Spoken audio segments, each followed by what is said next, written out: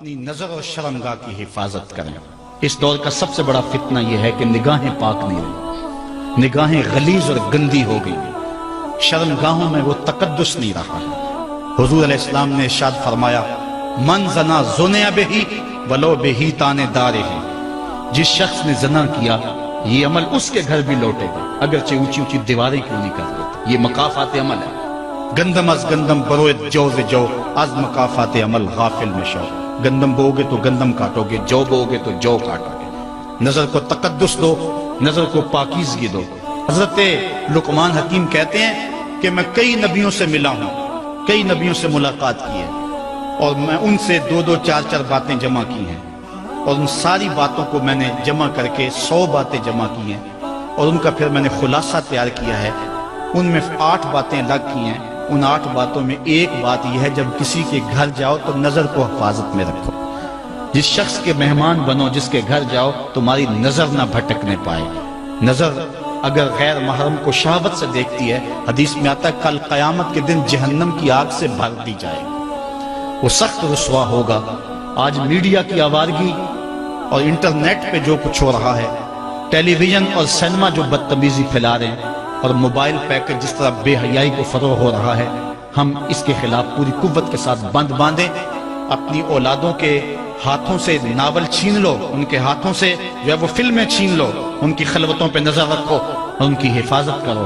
جس شخص کی نظر پاک نہیں ہے اس کے من میں طہارت نہیں آ سکتی ہے، دل پاک نہیں ہے اس کو جو ہے وہ باطن کا نور نصیب نہیں ہو سکتا۔ وائے قوم کشتہ تدبیر غیر، کار او تخریب خود تعمیر غیر، از حیا بیگانہ پیرانے کہن، نوجوانہ چوں زنا مشغول تن۔ کتنی حکمت والی بات کہی اقبال نے۔ وہ اپنے دور کا دکھڑا سناتا ہے، جس دور سے ہم گزر رہے ہیں اب تو عجیب حال ہو گئے۔ اقبال کہتا ہے یہ جو میرا دور ہے، جوان تو جوان رہے، بوڑھوں کی نظروں میں حیا نہیں رہا۔ از حیا بیگانہ پیرانے کہن، بوڑھے لوگوں کی آنکھوں میں بھی اقبال کہتا ہے حیا نہیں رہا۔ نوجوانہ چوں زنا مشغول تن، اور نوجوان عورتوں کی طرح اپنے تن کے ساتھ لگے ہوئے ہیں، اپنے تن کو سنوارنے میں ہر وقت کنگھی پٹی میں لگے ہوئے ہیں۔ یہ مردوں کا کام نہیں ہوتا، یہ دلیروں اور بہادروں کا کام نہیں ہوتا، یہ عورتوں کے وظیفے ہیں۔ در دل شاں آرزوہا بے ثبات، مردہ زائن از بطون امہات۔ ان کے دلوں میں آرزویں کوئی اور ہی ہیں، اور ماؤں کے پیٹوں سے مردہ جنم لے رہے ہیں۔ دخترانے او بزلف خود اسیر، شوخ چشموں خود نماؤ خلدہ گیر۔ اور قوم کی بیٹیاں اپنی زلف کی خود قیدی ہو چکی ہیں، اور ہر وقت جو ہے وہ اپنے آپ کو آئینے میں دیکھتی رہتی ہیں۔ ساختہ پرداختہ دل باختہ، ابروان مثل دو تیغ آختہ۔ وہ جو گھر کی رونق تھی، جو آبرو اور حیا کا دوسرا نام تھا، آج وہ دل پھینک قسم کی ہو گئی ہے۔ آہ قوم میں دل سے حق پرداختہ، مرد و مرگ خویش را نہ شناختہ۔ اقبال کہتا ہے ہائے قوم کہ جو مر گئی اور اسے ابھی تک پتہ ہی نہیں چلا کہ میں مر چکی ہوں اور جینے کا سامان نہیں کرتی۔ حضور نے فرمایا ہر دین کی کوئی پہچان ہوتی ہے، میرے دین کی پہچان حیا ہے۔ ہم نے جس دور میں اپنے ماں باپ سے دین سیکھا تو اس وقت اتنے فرقے بھی نہیں تھے، نہ بات بات پہ شرک کے فتوے لگتے تھے، اور نہ ہی لوگ دین کو کاروبار بنائے ہوئے تھے۔ اس وقت کوئی کھڑا ہو کے نعت بھی پڑھتا تھا تو اس کی آنکھیں بند ہوتی تھیں اور تصور مدینے کی گلیوں کا طواف کر رہا ہوتا تھا۔ اور اگر کوئی پیر طریقت تھا تو اس کا مقصد مخلوق کو اللہ تک پہنچانا تھا، لوگوں کا دل اپنی جانب موڑ کے مائل کر کے اپنی جیب گرم کرنا مقصد نہیں تھا۔ اس وقت عالم دین لوگوں کی عقیدتوں کو سمیٹ کر کے، گھیر کر کے، اپنی عقیدت کے دائرے میں ڈال کر کے ان سے سطحی مفاد حاصل کرنے کا دھندا نہیں کرتے تھے۔ اس وقت عالم دین بندے کو گناہ سے نکال کر کے اللہ کی دہلیز پہ سجدہ ریز کرنے کا کام کرتے تھے۔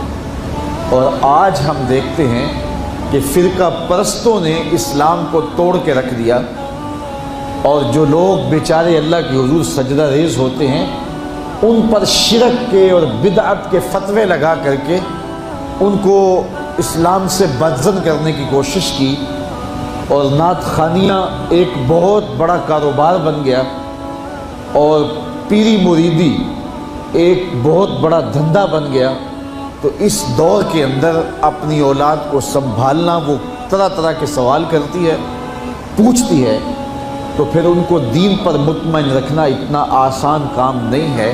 ہمارے والدین نے ہماری تربیت کی تو ان کے لیے قدرے آسان تھا، لیکن ہمارے لیے اپنی اولاد کو سنبھالنا اور دین کی راہ پر ڈالنا قدرے مشکل ہے۔ لیکن ہمارے والدین نے جو آسان کام کیا تھا اس کے لیے بھی بڑی محنت کی تھی، اور ہم اپنی اولاد کے لیے کیا اتنی محنت کر رہے ہیں جتنی محنت ہمارے والدین نے ہمارے اوپر کی تھی۔ تو اگر ہم نہیں کر رہے تو پھر ہماری اگلی اولادیں یا ان کی اگلی نسلیں پھر کن ہاتھوں میں ہوں گی؟ تو اس لیے ہمیں خاص طور پہ سوچنا چاہیے۔ میں نے قرآن مجید کی جو آیت کریمہ پڑھی ہے اس میں ارشاد فرمایا، اپنے آپ کو اور اپنی اولاد کو دوزخ کی آگ سے بچا لو جس کا ایندھن انسان اور پتھر ہے۔ تو مجھے اور آپ کو اپنی اولاد کی حفاظت کرنی چاہیے۔ بعض اوقات ہم وطن چھوڑ کے یہاں آتے ہیں اس لیے کہ ہماری اولادوں کا مستقبل ٹھیک ہو جائے۔ ہم خود پردیس کاٹ لیتے ہیں، تنہائیاں کاٹ لیتے ہیں، اذیتوں سے گزر جاتے ہیں، لیکن اولاد راہ مستقیم سے بھٹک جاتی ہے تو ہم نے ان کی دنیا کی زندگی کی تو سنوار دی، لیکن جو حقیقی ابدی اور سرمدی زندگی ہے جو کبھی ختم ہونے والی نہیں ہے تو وہ برباد ہوگی۔ تو ہم نے اپنی اولاد کا بھلا نہیں کیا ہے، اپنی اولاد کا نقصان کیا۔ تو ہمیں چاہیے کہ ہم اپنی اولادوں کی حفاظت کریں، اور اولادوں کی حفاظت کیا ہے؟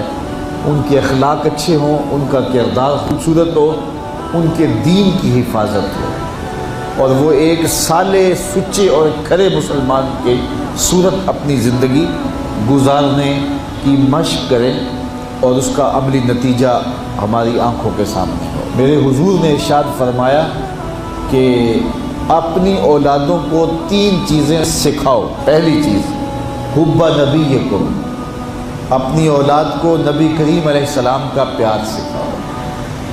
دوسری چیز، وحب اہل بیتہ، اور حضور کے اہل بیت کا پیار سکھاؤ۔ اور تیسری چیز، وتلاوت القرآن، انہیں قرآن مجید کی تلاوت کرنا سکھاؤ۔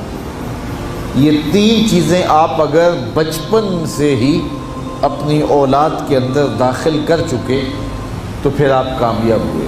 یہ بات ذہن میں رکھیے کہ ہم اس وقت متوجہ ہوتے ہیں اولاد کی تربیت کے لیے جب وہ ہمارے ہاتھ سے نکل چکی ہوتی ہے۔ ہمارے گھروں میں ہماری صبح کا آغاز قرآن مجید کی تلاوت سے ہو تو پھر خیر و برکت کے قافلے ہمارے گھروں میں اتریں گے۔ قرآن ہماری زندگی کو بدلنے والی کتاب ہے۔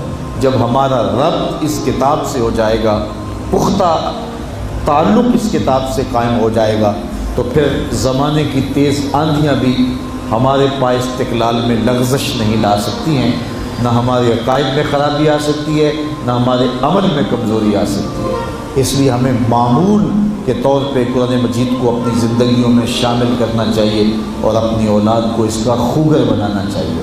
ایک زمانہ تھا کہ ہر گھر میں صبح کو قرآن کھلتا تھا، اور آج وہ دور ہم سے چھوٹتا چلا جا رہا ہے۔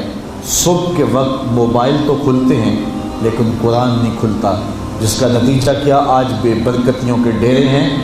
کثرت مال کے باوجود بھی ہم بے برکتی کی بات کرتے ہیں، اس لیے کہ ہمارے گھروں میں قرآن مجید کا چراغاں نہیں ہے۔